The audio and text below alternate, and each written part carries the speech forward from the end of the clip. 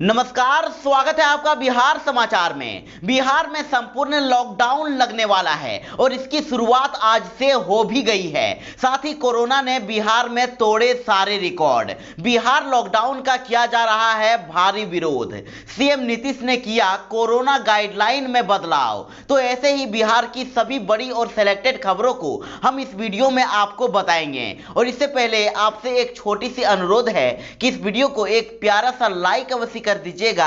आपका एक लाइक करना ही हमारी मेहनत का फल होता है। तो चलिए शुरुआत करते हैं आज की पहली बड़ी खबर से। बिहार के नवादा जिले में लगा 4 दिनों का संपूर्ण लॉकडाउन और अन्य जिलों में डीएम लेंगे फैसला। जी हां, बिहार में कोरोना वायरस संक्रमण को रोकने के लिए संपूर्ण लॉकडाउन लगाने की शुरुआत हो गई है और इसकी शुरुआत नवादा जिले से हुई है, जहां पर 4 दिनों का संपूर्ण लॉकडाउन लगाया गया है। और इसको लेकर डीएम ने साफ तौर पर कहा है कि स्थिति नहीं सुधरी तो लॉकडाउन को और भी आगे बढ़ाया जाएगा। और साथ ही दूसरे जिलों के डीएम भी हालात को देखते हुए लॉकडाउन पर अपना फैसला ले सकते हैं। और राज्य सरकार ने इसके लिए सभी डीएम को जरूरत के मुताबिक फैसला लेने को कहा है। और इससे साफ है कि इस बार बिहार में एक साथ लॉकडाउन शायद नहीं लगाया जाएगा, लेकिन एक एक करके संपूर्ण लॉकडाउन बिहार में लग सकता है। तो इसमें आपकी क्या राय है? क्या बिहार में संपूर्ण लॉकडाउन लगा देना चाहिए? अपनी राय कमेंट में जरूर ही बताइएगा। और साथ ही मुख्यमंत्री नीतीश कुमार ने कहा है कि डीएम से मिले सुझावों पर आपदा प्रबंधन समूह के बैठक में चर्चा आज होने वाली है, जिसमें बढ़ते कोरोना के संक्रमण को रोकने के लिए जो भी जरूरी होगा वह निर्णय लिया जाएगा। पूर्णिया में वीकेंड लॉकडाउन का बढ़ा दायरा। अब जिले में शनिवार और रविवार को बंद रहेंगे बाजार। जी हां, पूर्णिया जिले में कोविड संक्रमण की गंभीर स्थिति को देखते हुए जिला प्रशासन ने वीकेंड लॉकडाउन का दायरा बढ़ा दिया है और अब पूरे जिले में 3 हफ्ते तक शनिवार और रविवार को जरूरी सेवाओं को छोड़कर सभी दुकानें बंद रहेगी। आपको बता दें कि इससे पहले केवल पूर्णिया नगर निगम क्षेत्र के लिए यह व्यवस्था लागू की गई थी। तो वहीं बिहार में अभी तुरंत लॉकडाउन लगाने की गई मांग। बीजेपी ने सीएम नीतीश से सर्वदलीय बैठक बुलाने को कहा। जी हां, बिहार में कोरोना महामारी का संक्रमण काफी तेजी से फैल रहा है और राजधानी पटना, गया, भागलपुर, मुजफ्फरपुर, औरंगाबाद और बेगूसराय समेत राज्य के कम से कम 1.5 दर्जन से ज्यादा जिलों में हालात दिन ब दिन खराब होते जा रहे हैं। तो इसी के बीच नीतीश कुमार की सहयोगी बीजेपी ने बिहार में तत्काल लॉकडाउन लगाने की मांग की है। भाजपा ने सीएम नीतीश से जल्द सर्वदलीय बैठक बुलाने की बात कही है।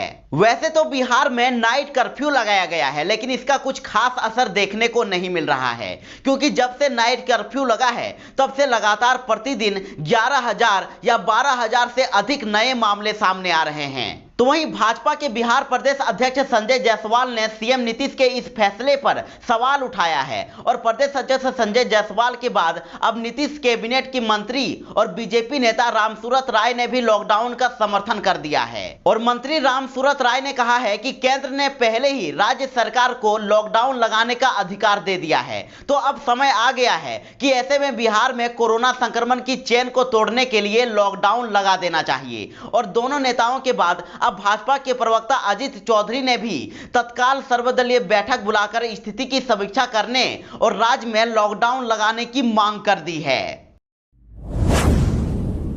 बिहार में कोरोना संक्रमण के बढ़ते हुए मामले को देखकर राज्य सरकार गंभीरतापूर्वक लॉकडाउन के विकल्प पर विचार कर रही है, लेकिन लॉकडाउन को लेकर सत्ताधारी गठबंधन एनडीए में ही तकरार देखने को मिल रहा है। तो वहीं अब गठबंधन में शामिल पूर्व मुख्यमंत्री जीतन राम मांझी और उनकी पार्टी ने लॉकडाउन लगाने के लिए बड़ी शर्त सामने रख दी है। जीतन राम मांझी ने कहा कि वह एक शर्त पर ही लॉकडाउन का समर्थन करेंगे, अगर सबका बिजली, पानी बिल, स्कूल, कॉलेज की फीस माफ कर दिया जाए, किराएदारों का किराया माफ कर दिया जाए, बैंक लोन ईएमआई को भी माफ कर दिया जाए। मांझी ने कहा कि किसी को शौक नहीं होता है कि वह जान जोखिम में डालकर बाहर जाए, लेकिन रोटी और कर्ज के कारण यह सब कुछ करना पड़ता है। उन्होंने कहा कि यह सब एसी में रहने वाले लोगों को समझ नहीं आएगी।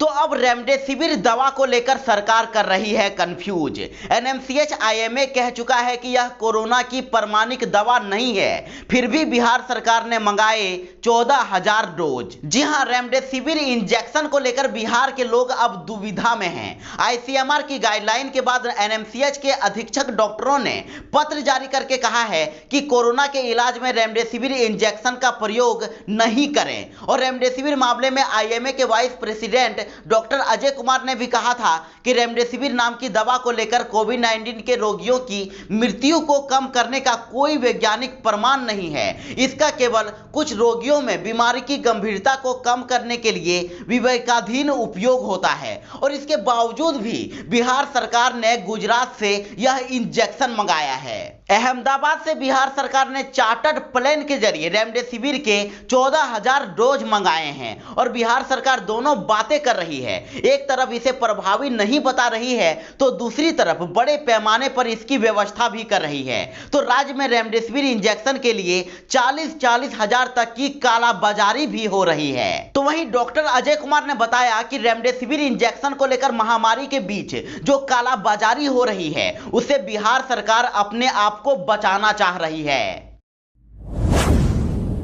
तेजस्वी ने सरकार पर लगाया गंभीर आरोप, कहा कि बिहार में कोरोना संक्रमण से हालात भयावह, अधिकारियों को फोन लगाओ तो कोई नहीं उठाता। नेता प्रतिपक्ष तेजस्वी यादव ने आरोप लगाया है कि सरकार भले ही मौत के आंकड़ों को कम करने में जुटी हो, लेकिन बिहार में हालात भयावह हैं। उन्होंने कहा कि हमने खुद को इतना असहाय, असमर्थ कभी अनुभव नहीं किया। एक इंसान होने के नाते गुहार लगा रहे, मदद मांग रहे, तड़प रहे, सभी जरूरतमंदों की मदद नहीं कर पा रहे हैं। और कहा कि अस्पताल में फोन लगवाओ तो जवाब आता है कि कुछ नहीं कर सकते सर, बेड नहीं है, इंजेक्शन नहीं है, ऑक्सीजन नहीं है, तो कैसे मदद करें। उन्होंने दावा किया कि बिहार के 10 जिलों में 5 से अधिक वेंटिलेटर तक नहीं है। कहा कि कितनी शर्मनाक बात है कि बिहार के जिला मुख्यालयों में वेंटिलेटर ऑपरेटर तक नहीं है। अधिकारियों को फोन लगवाओ तो फोन बजते रह जाता है, कोई उठाता तक नहीं है।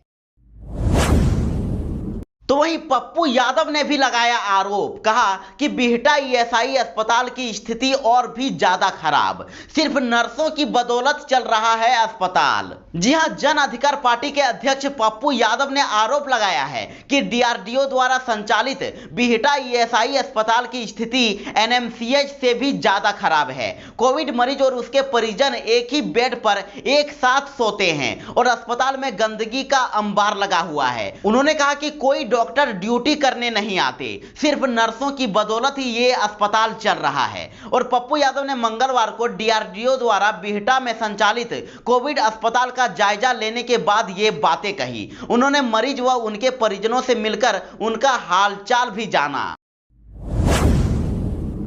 बिहार के शिक्षकों के लिए एक बड़ी खुशखबरी है, शिक्षकों के खाते में जल्द जाएगा वेतन। शिक्षा विभाग ने जारी किए 20 अरब 43 करोड़ रुपए। जी हां, बिहार के शिक्षकों के लिए गुड न्यूज है। शिक्षा विभाग ने जिला परिषद एवं विभिन्न नगर निकायों के तहत स्वीकृति पद के विरुद्ध कार्यरत माध्यमिक शिक्षक, उच्च माध्यमिक शिक्षक और पुस्तकालय अधीक्षकों के वेतन भुगतान के लिए राशि जारी कर दी है। और खास बात यह है कि शिक्षकों को अभी 1 अप्रैल से 15% वृद्धि के साथ वेतन पाने के लिए इंतजार करना पड़ेगा और फिलहाल पहले से देय वेतन की राशि ही मिलेगी। और वित्तीय वर्ष 2021-22 में उक्त पदों पर कार्यरत शिक्षकों और पुस्तकालय अधीक्षकों के वेतन भुगतान के लिए 20 अरब 43 करोड़ 97,94,828 रुपए विमुक्ति एवं व्यय की स्वीकृति दी गई है।